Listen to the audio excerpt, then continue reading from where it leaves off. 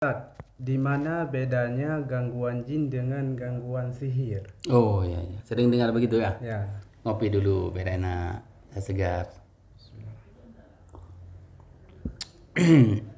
Begini, kadang-kadang memang hampir-hampir sama ya.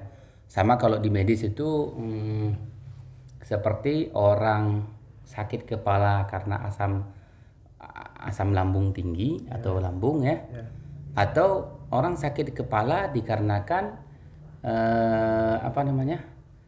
Kolesterol seperti itu kan. Nah, begitu juga dengan gangguan jin. Nah, ya.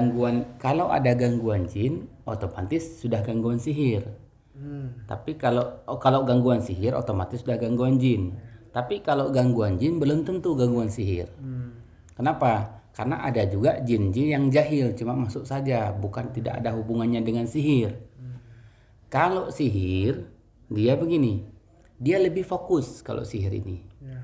Kalau gangguan jin umum sifatnya, karena jin itu masuk suka-suka dia ganggu apa gitu kan. Ya. Tapi kalau gangguan sihir, dia fokus.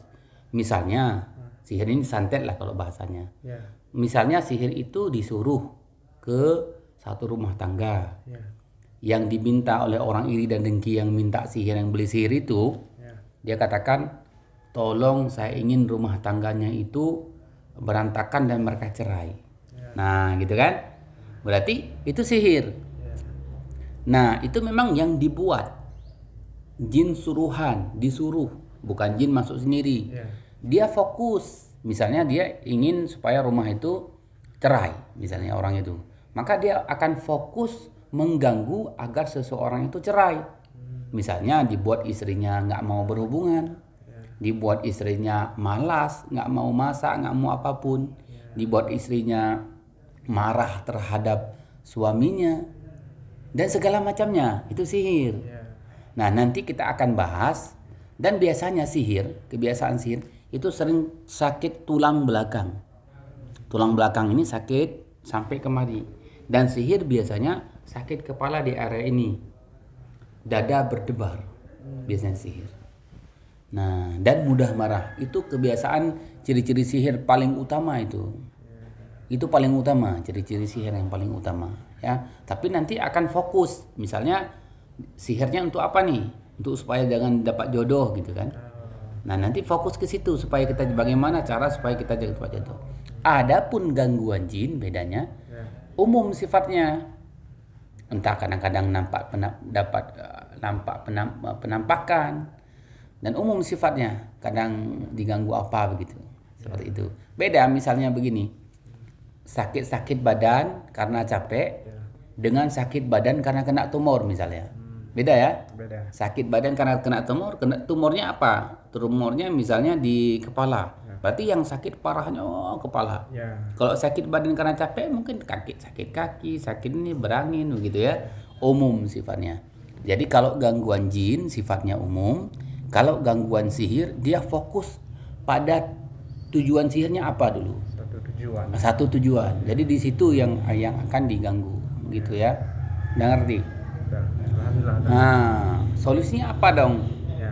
kalau kita disihir orang? Ya.